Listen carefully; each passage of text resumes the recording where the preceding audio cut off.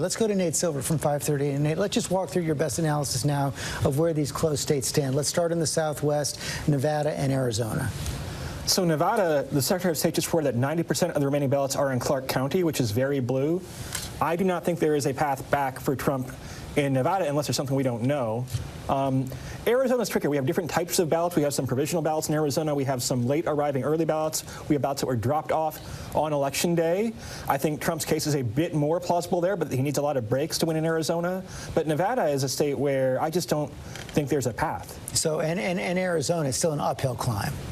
Arizona uphill, but doable. You can make assumptions where Arizona works out for Trump. Nevada, I think Biden's lead's going to grow there. It might wind up being a more comfortable margin in the end for him. Let's talk about Georgia now. We've seen the lead now drop into the teens there, and we also potentially have two Senate races in play. Yeah, so if you look at the rate at which Biden is accumulating votes, he's winning votes about 70-30, the mail votes. So he is on track to actually overtake Trump narrowly. But the comment earlier about we don't know for sure how many votes there are, that's important, right? If there are as many votes as Secretary of State says, or more, I think Biden is on track to overtake Trump. But sometimes there are different numbers of ballots than you expect. Right. Sometimes they've actually been processed, but the Secretary of State didn't know it. The county had finished it, but they hadn't turned it in to the state.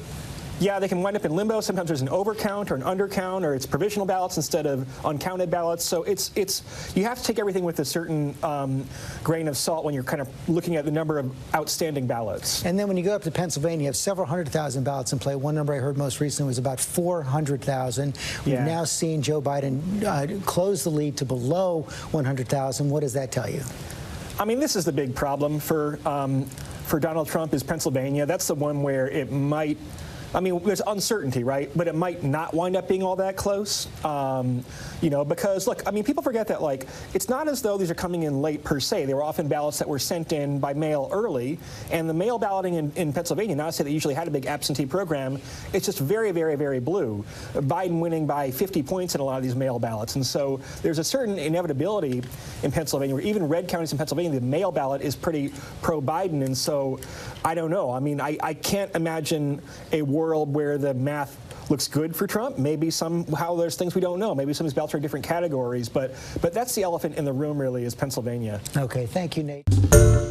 Hi, everyone. George Stephanopoulos here. Thanks for checking out the ABC News YouTube channel. If you'd like to get more videos, show highlights, and watch live event coverage, click on the right over here to subscribe to our channel. And don't forget to download the ABC News app for breaking news alerts. Thanks for watching.